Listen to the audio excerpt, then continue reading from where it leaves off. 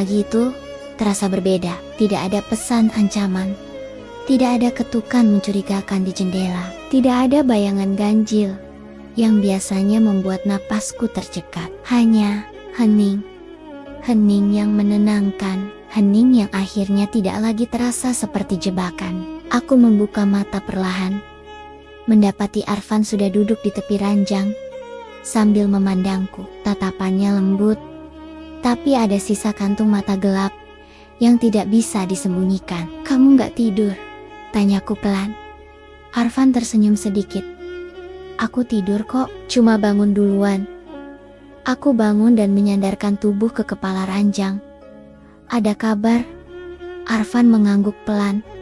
"Tetap tenang, tetap hati-hati, Rara dan Aldo." Ia berhenti sejenak, seakan mencari cara paling aman untuk menyampaikan sesuatu yang berat. "Sudah pergi."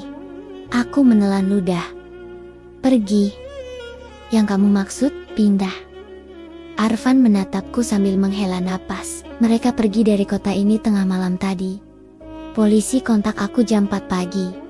"Polisi?" Aku tersentak kecil. "Van, jangan bilang kamu." "Aku lapor."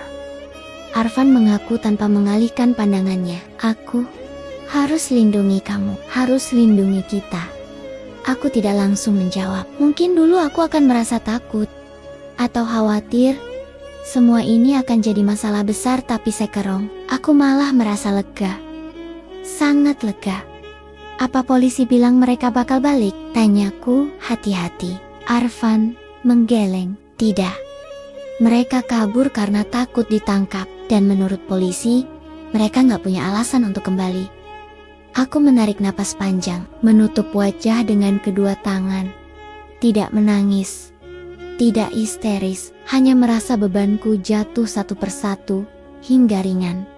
Aldo, Rara, dua nama yang selama ini mengelilingi hidup kami, seperti bayangan buruk, hilang begitu saja dari hidup kami. 2 minggu berlalu, rumah kami akhirnya kembali seperti rumah.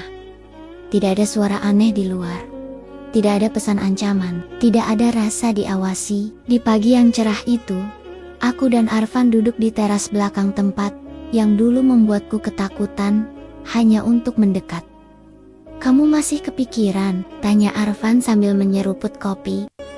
"Dikit," jawabku jujur. "Tapi lebih ke syukur." Arfan tertawa pelan. "Bersyukur akhirnya kita bisa sarapan tanpa deg-degan?" Aku mengangguk sambil tersenyum. "Bersyukur kita masih di sini bareng." Arfan meletakkan kopinya, lalu menggenggam tanganku. Aku merasakan hangatnya merayap. Sesuatu yang dulu selalu tertutup ketakutan, kini terasa begitu nyata. "Begitu aman. Kita sudah terlalu lama hidup dalam bayang-bayang orang lain," katanya. "Sekarang saatnya kita hidup untuk diri kita sendiri."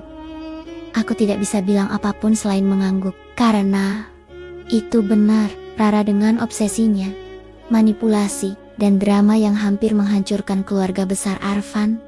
Aldo dengan ancamannya, kegilaan obsesifnya, dan keberadaannya yang menghantui seluruh hidupku. Semua itu sudah berakhir, tertutup, pergi tanpa meninggalkan pintu terbuka. Setiap malam kini berjalan tenang. Tidak ada rasa takut menatap pintu belakang. Tidak ada bisikan dari luar jendela. Tidak ada bayangan yang membuatku terbangun mendadak. Aku kembali bisa tidur di bahu Arfan tanpa mimpi buruk. Ia kembali bisa tertawa lepas tanpa menarik napas panjang setiap 5 menit. Dan untuk pertama kalinya setelah sekian lama, kami merasa seperti pasangan normal. Suatu sore, Arfan memelukku dari belakang saat aku sedang menyapu ruang tengah. "Kamu bahagia?" bisiknya sambil menyandarkan dagu di pundakku. Aku menoleh, menatap wajahnya yang hangat. Tiap hari, Arfan tersenyum kecil, senyum yang dulu jarang kulihat karena hidup kami penuh ketegangan. "Kita layak dapat ini," katanya. "Kedamaian, rumah, kebahagiaan." Aku menepuk tangannya yang melingkari pinggangku. "Nggak cuma layak, kita butuh ini." Setelah semua yang terjadi, Arfan menarikku dalam pelukan penuh, dan untuk pertama kalinya, aku memeluknya tanpa rasa takut. Ada seseorang yang mengawasi dari kejauhan. Tidak ada lagi bayangan, tidak ada lagi ancaman, tidak ada lagi orang yang mencoba merusak apa yang kami bangun. Yang tertinggal hanyalah aku dan Arfan. Dengan luka yang kami sembuhkan bersama, dengan masa depan yang kami bentuk ulang, dengan cinta yang akhirnya bisa bernapas tanpa dikejar siapapun. Akhirnya, kami menemukan ketenangan yang selama ini hilang, dan hidup kami pelan-pelan kembali normal, kembali utuh, kembali menjadi rumah bagi satu sama lain.